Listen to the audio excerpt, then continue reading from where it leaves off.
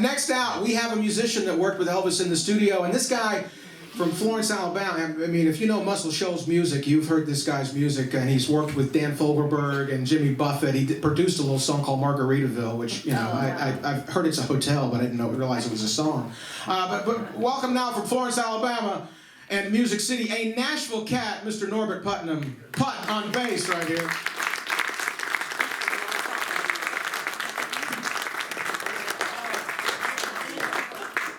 Walk this way. Hello, everyone. Walk this way. So, okay, I met David Bowie. let's get forward to let's go to Stax or Memphis or Nashville for you with Elvis Presley. You've got a career going and you're playing bass, and all of a sudden you get called to an Elvis session. How did his sessions differ from other musicians you'd worked with before and even after? He was better than anybody else. You know, people will ask me, by the way, I played on 10,000 recordings before I got to Elvis. I was 28 years old. It's not exaggerated. Wow. And I was tired, and I didn't really want to do it, and I'd begun a career as a producer. And over the years, people have said to me, well, who was the greatest you ever played with? And I said, well, up here we had Presley, and down here we had everyone else. Oh, wow. Don't you agree? Yes. Now, Jerry talked about how when he would come in, it was kind of part of his psychology of revving himself up for a session, that he would kind of hang out and talk to you guys. And this is after you'd been already in the studio for a while, waiting on him to show up. Well, you know, I thought about Presley was a really good people person. And when he would walk in, he really was the most beautiful man you'd ever seen. Now, you know, and Tom and I like each other, but not like that. I mean, honestly, and I thought he was 30 feet tall, but he wasn't. He was basically 6 feet like the rest of us. Yeah. But like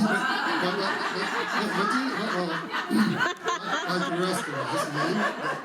But you know what he would do? Now, I think this is all part of his just sensitivity. We would be booked to play Elvis from 6 to 9 in the evening, 10 to 1 a.m., let's say. He'd always come at 8, be 2 hours late. He'd make that grand entrance, you know. And then he would say, guys, come over here. Do I have some funny stuff to tell you, okay? And the first night I worked with him, we were at RCA, and we're all set up around the room, and there's only a few chairs. He gets down on the floor on the carpet, not carpet, tile. And it's sort of, we all sit down on the tile, and he starts telling us the funniest stories you've ever heard. About some of you guys, okay?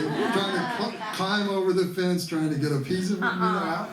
And for 2 hours, this great raconteur would have us just rolling in the floor, okay?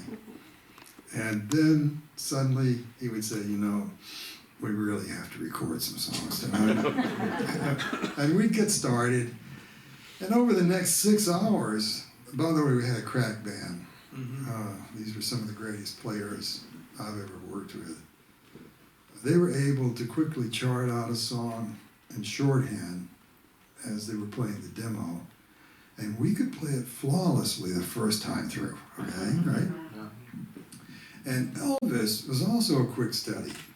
A lot of times they'd spring a new song on him, and he would listen to the demo 2 or 3 times, and he'd say, let's do it. And every note would be proper, okay? The guy, he was just the best I ever worked with. So can I go now? But so if he's perfect, but what if one of you guys made a mistake? I mean, if he's done it flawlessly. Our biggest problem with Presley was a lot of time he got it on our first take. Now this is the way it would work. They play a demo recording that a demo singer has done. Oh, by the way, they had this guy in California who could imitate Elvis's voice. Proby. And he was all that stuff. And they said, now Elvis, this is a new song where that guy wrote 40 hit records last year, and here's the demo. The demo comes on, it's just got PJ, right? And PJ's going, and Elvis is going, I've been telling you PJ's imitating Elvis. Elvis is imitating him. You know how crazy that is? Now we're all busy writing it out, you know, because we're probably going to be playing this in 5 minutes, okay? And but the thing about it is, Elvis had listened 2 or 3 times, and he'd turn to us and he'd say, "You guys got that?" And we'd say, "Well, yeah, King." He'd say, "Let's run it down." And well, we run it once for the engineer. Poor engineer's got 1 shot at this, okay? But, by the way, you got 1 shot in there. I don't know if you guys know this, okay? And They're asleep right now. they're watching the basketball tour, Yeah. right? But so we run it down 1 time, and I always say, "Felton, turn on the light and let's go." Okay, the light would come on, and a lot of times he gives this breathtaking performance. We've only played it now twice. So our biggest problem was, how can we get Elvis to do it again, okay? And we take turns going in and standing beside him. If he's listening the 2nd or 3rd time, I'd say, "Elvis," and he'd go, "What is it, Put?"